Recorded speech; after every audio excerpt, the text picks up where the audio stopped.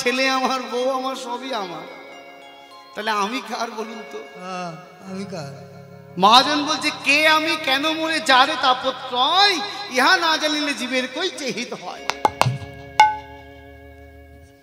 তুমি হচ্ছে নিত্য কৃষ্ণ দাস, তোমার এত জ্বালা কেন জানো? কারণ কৃষ্ণ ভুলি সেই জীব অনাদি বহির মুখ, অতই মায়া তারে দেয় সংসার। আমরা কৃষ্ণকে ভুলে আছি বলে আমাদের আধ্যাত্মিক, আদি দৈবিক আর আদি ভৌতিক জ্বালা থেকে আমাদের নিস্তার নেই। তাই বলছি গুরুদেবের চরণ আশ্রয় করো। কেন জানো?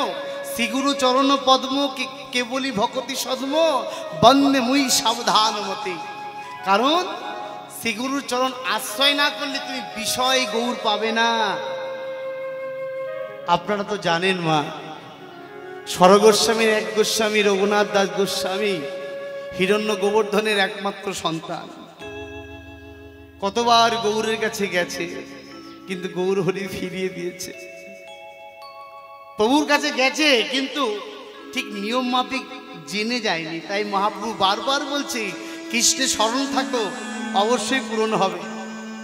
যেদিনকে শ্রী গুরুদেব বলে দিলেন যে রঘুনাথ, তুমি যদি গৌরকে পেতে চাও তাহলে নিতাই চরণ আশ্রয় করো, নিতাই চরণ আশ্রয় করতে পারলে তুমি গৌর পেতে পারো। ওই সোদপুরের পানিহাটিতে রঘুনাথ জমিদার বাড়ি লাঠিয়ালদের সঙ্গে করে নিয়ে, চিরা দধি মাখন মিষ্টি সঙ্গে করে নিয়ে যে সোদপুরের পানিহাটিতে পৌঁছিয়েছে, নিতাই চাঁদ চিৎকার করে বলছে চোর চোর চোর চোর চোর চোর চোর করে চিৎকার করছে। যখন চিৎকার করছে, চোর চোর করে ধিক্কার করছে, সকলে তাকাচ্ছে কাকে চোর বলছে।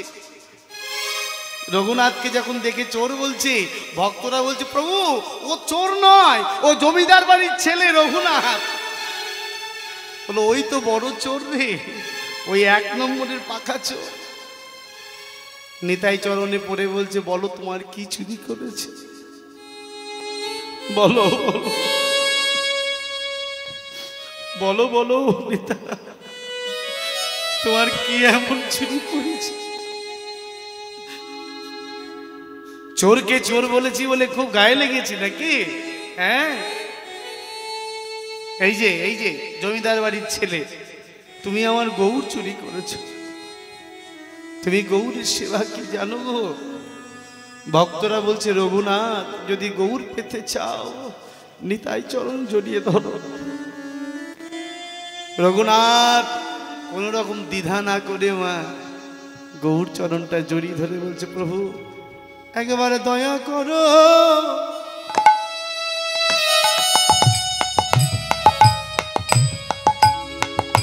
ওহে দয়াল নিতাই, একবারে দয়া করো, ওহে দয়াল নিতাই, একেবারে দয়া করো,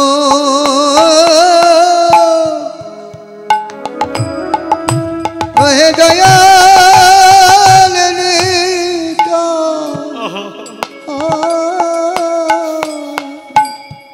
আমি গৌর বিনা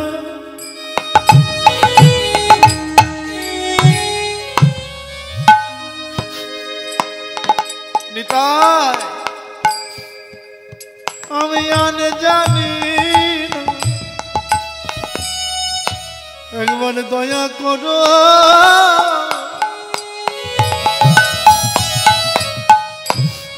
ওহে দয়াল নিতাই। আমি গৌর বিনা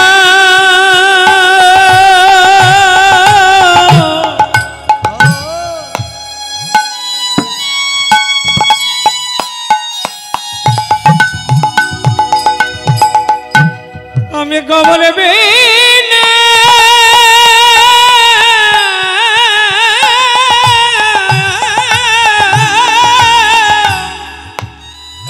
জানি না,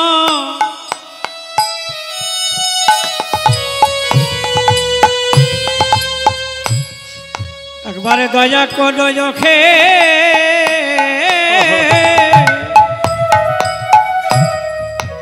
ওকে দয়া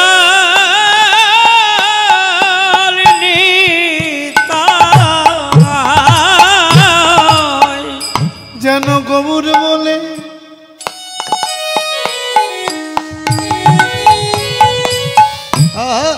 আমি কাঁদিতে পারি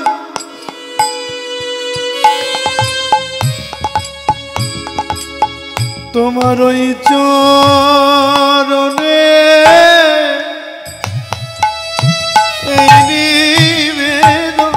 যেন বলে আমি কাঁদিতে পারি একবার দয়া করো ওকে দয়াল নিতা যেন নয়ন জলে নিতাই গৌর হরি বগে ভাষায়ে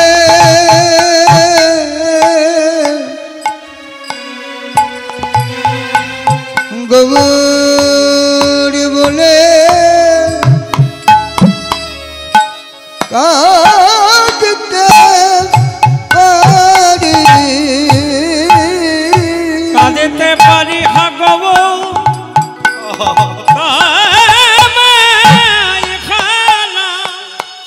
বলে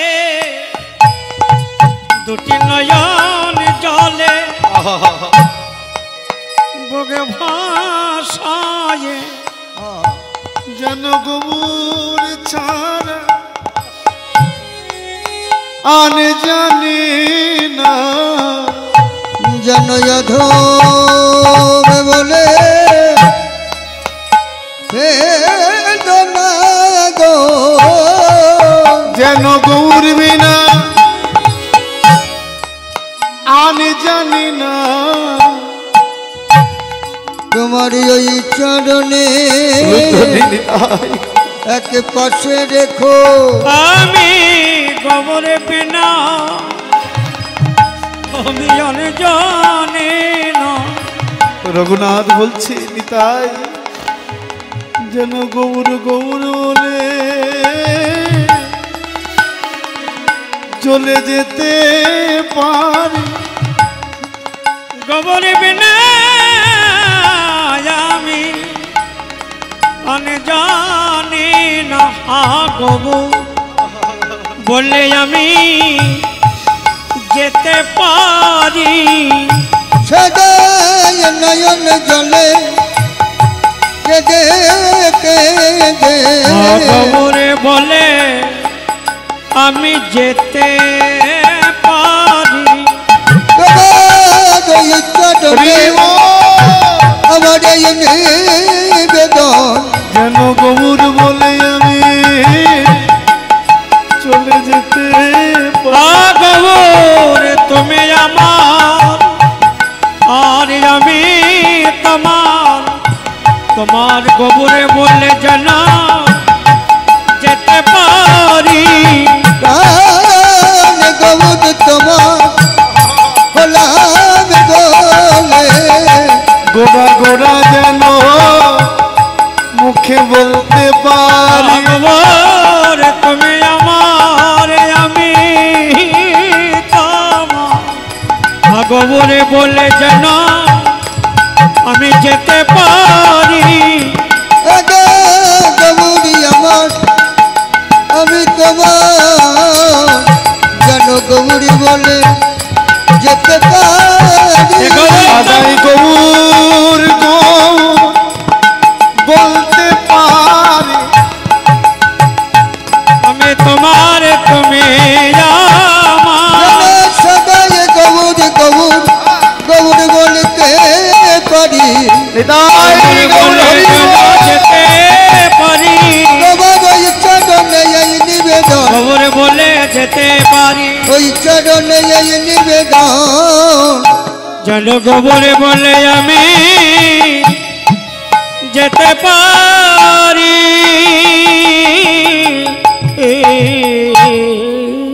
নিতাই চাঁদ হচ্ছে আমার আস্থাই তত্ত্ব, আমার গৌরহরি হচ্ছে বিষয় তত্ত্ব, বৃন্দাবনে আমার রায়ধনী হচ্ছে আশ্রয় তত্ত্ব, মা আমার গোবিন্দ বিষয় তত্ত্ব।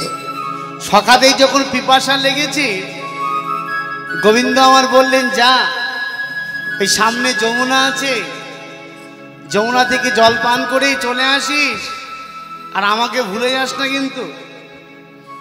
একেতে দুপুর বেলায় যৌবন কাল, মহাজন বলছে, সময় করিয়া পথটি ধরিয়া যেবা চলে দ্রুত গতি, অনায়াসে শেষে দিবসের শেষে মোরা অনায়াসে চলে যায় আপন বসতি। দিবসের শেষে অনায়াসে সেজন চলে যায় আপন বসতি। এই সীতা যা, সখারা গেছেন ওই কালিদাহর তীরে, সখারে যেই গিয়ে পৌঁছিয়েছে, মহাজন বলছে, যমুনার এক দহে কালিও না তাহার হে, যমুনার এক দহে কালিও না তাহার হে, যমুনার এক দহে কালিও না তাহার হে, যমুনার এক দহে কালিও না তাহার হে, যমুনার এক দহে কালিও না তাহার হে, বেশি জানা দাহন সমান, ও তো বেশি দাহন সমান। পাখি যদি উড়ে যায়, কোন পাখি যদি উড়ে যায়, যদি পাখি উড়ে যায় তাহার উপরে মরে পাখি তেজিয়া পরা, মরে পাখি তেজিয়া পরা, মরে পাখি তেজিয়া পরা, মরে পাখি তেজিয়া পরা, প্রাণে বাঁচে না বাঁচে না, বাঁচে না বাঁচে না, ওই বৃষ্টি জলের বাতাস লেগে বাঁচে না বাঁচে না, জলের বাতাস লেগে প্রাণ বাঁচে না বাঁচে না, ওই বৃষ্টি জলের বাতাস লেগে বাঁচে না বাঁচে, বৃষ্টি জলের বাতাস লেগে বাঁচে না বাঁচে না, মরে পাখি তেজিয়া পরা, মরে পাখি তেজিয়া পরা, মরে পাখি তেজিয়া পরা, মরে পাখি তেজিয়া পরা, স্থাবর জঙ্গম যত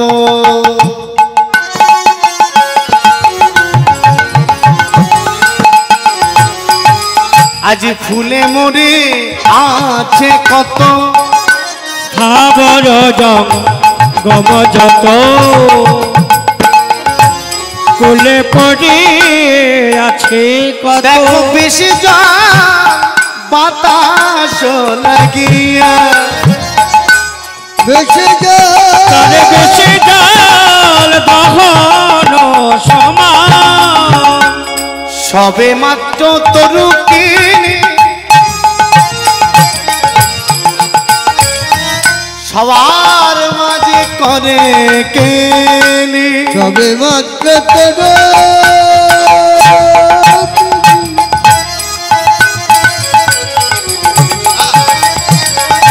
সবার মাঝে করে কেলি, দেখো বেশি জল বাতাস লাগিয়া, বেশি জল বাতাস লাগিয়া, বিশের বাতাস লাগিয়া, সবাই মরে গেলেও কদম্ব গাছ কিন্তু মরেনি, মরেছে কালীয় দহের। এখন তো কালীয় দহ নাই, এখনো যমুনায় সব সমান হয়ে গেছে, কিন্তু কদম্ব বৃক্ষটা আছে, দেখেছেন না আপনারা? কদম্ব বৃক্ষটা আছে, এখন কালীয় দহ নাই, সেই দহতে যমুনার স্রোতে সব সমান হয়ে গেছে। বলছে কেন সবাই মরে গেল কিন্তু ওই বৃক্ষটা, কদম বৃক্ষটা কেন মরল না? এর বিশেষ বৃত্তান্ত আছে। বলছে পুরাকালে দক্ষ রাজার 13 জন স্ত্রীকে বিবাহ করেছিলেন মহামণি কশ্যপ। যখন বিবাহ করেছিলেন দেখবেন 13 জন স্ত্রীকে বিবাহ করেছে, কিন্তু ছোট জন যে বিনতা তার প্রতি ভালোবাসা একটু বেশি।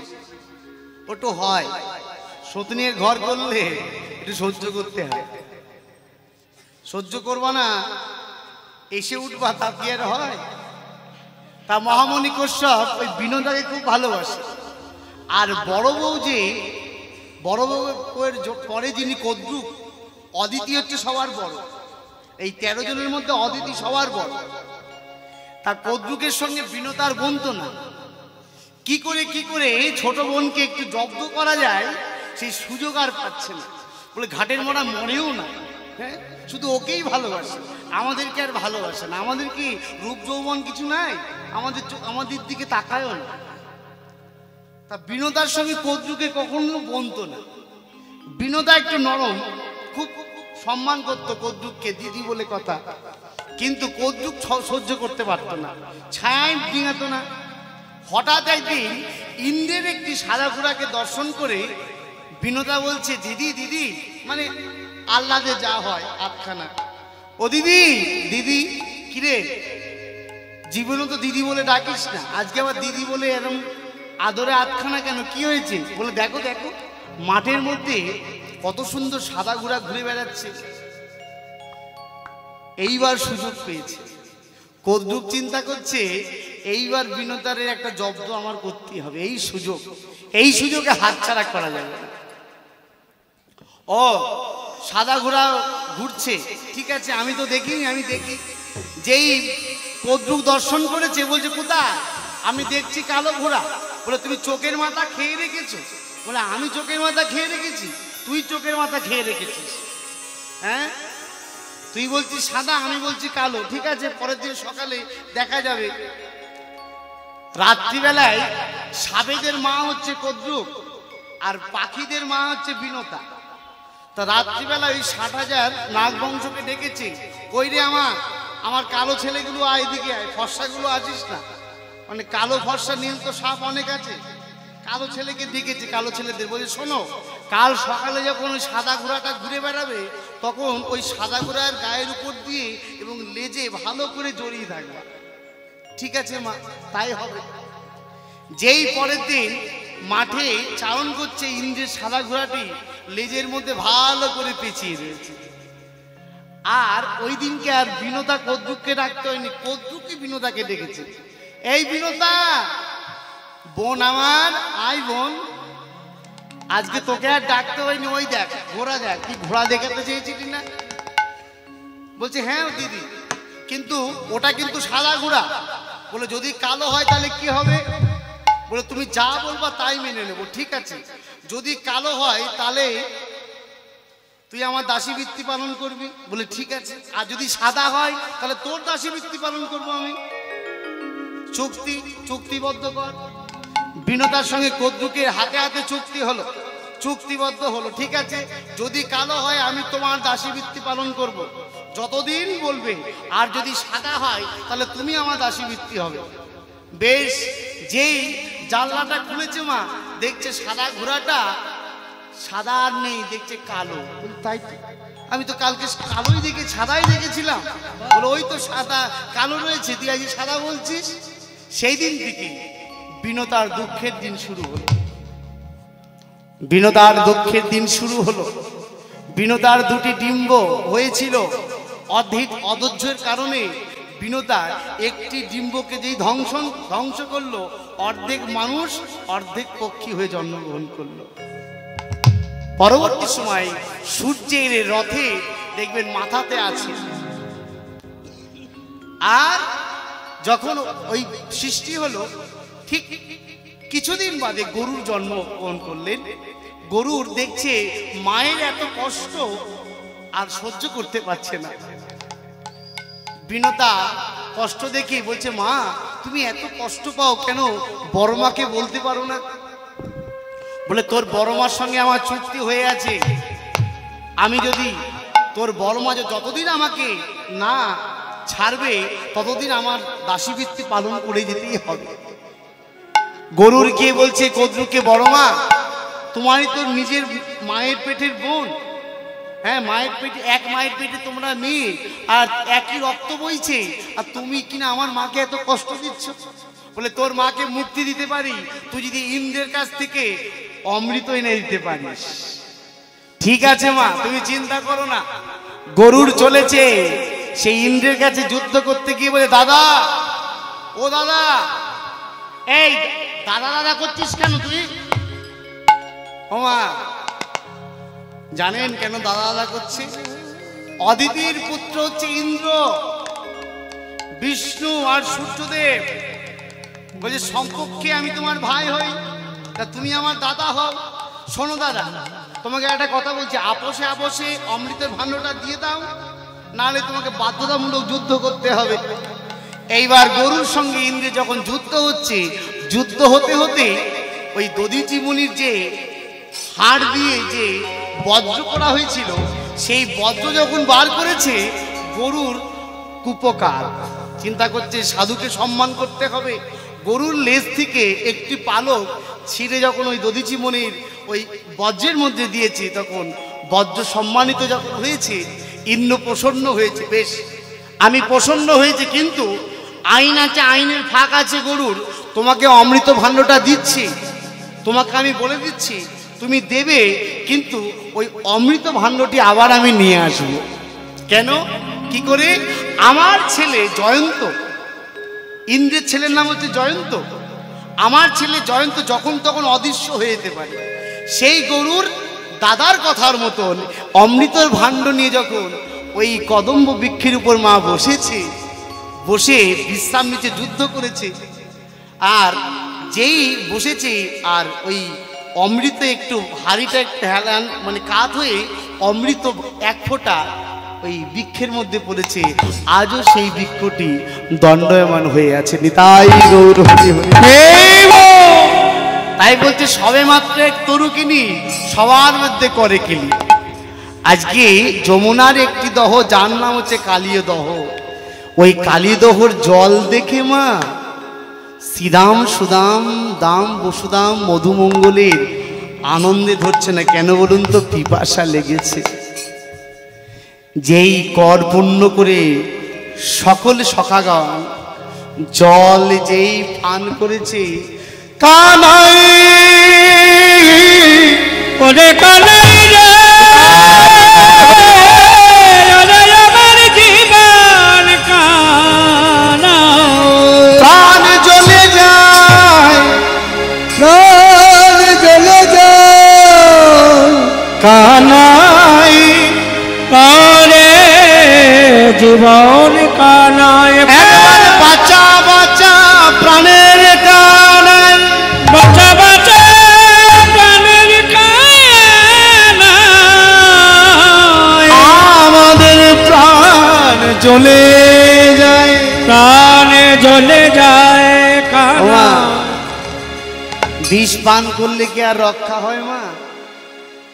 বিষ পান করলে আর রক্ষা হয় না।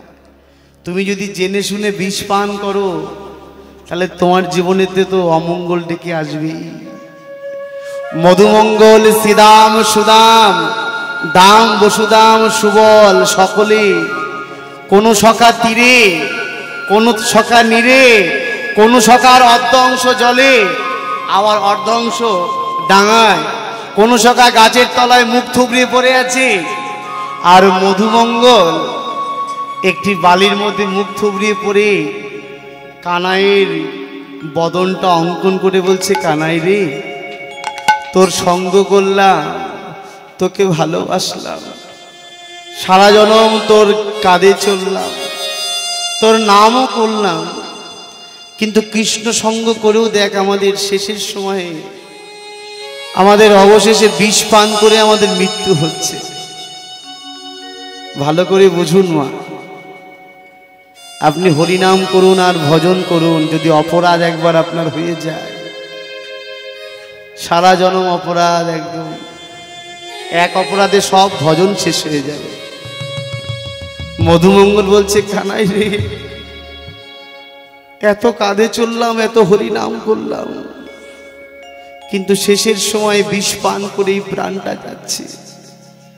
কিন্তু আমার মনে একটা আক্ষেপ, কানাই, অনেক এঁটো ফল খাইয়েছি, অনেক কাঁধে চড়েছি, অনেক কুটু কথাও বলেছি।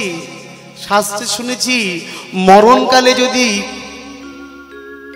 কারোর সামনে তুই এসে উপস্থিত হোস তাহলে নাকি তাকে আর মায়াময় জগতে আসতে হয় না।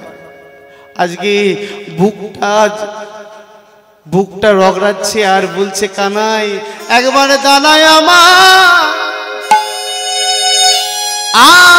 আখির আগে,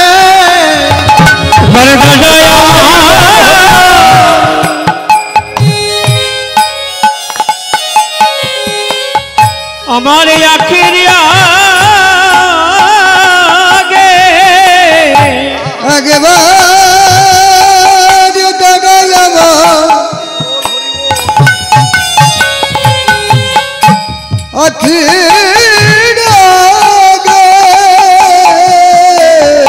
একবার মরণ কালে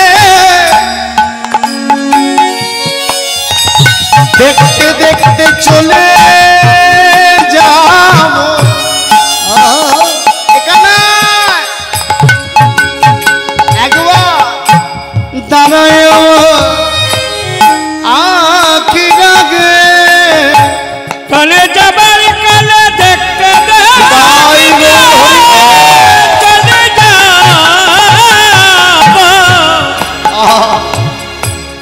একবারে দাদাই আমার আখির আগে, একবার দাঁড়ায় আমার আখির আগে কানাই রে আরে একবারে দাদাই আমার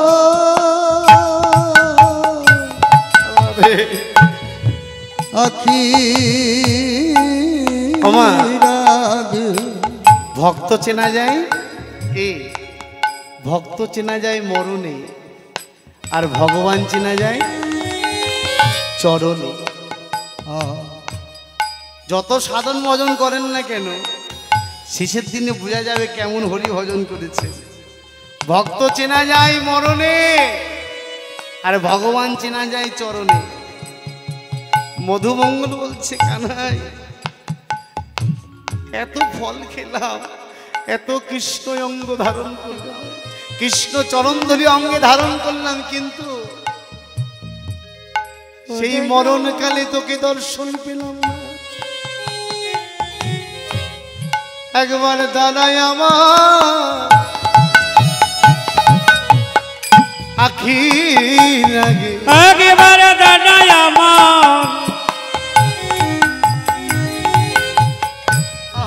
আখির আগে, যেন মরণকালে একবার উলুধ্বনি দেখতে দেখতে চলে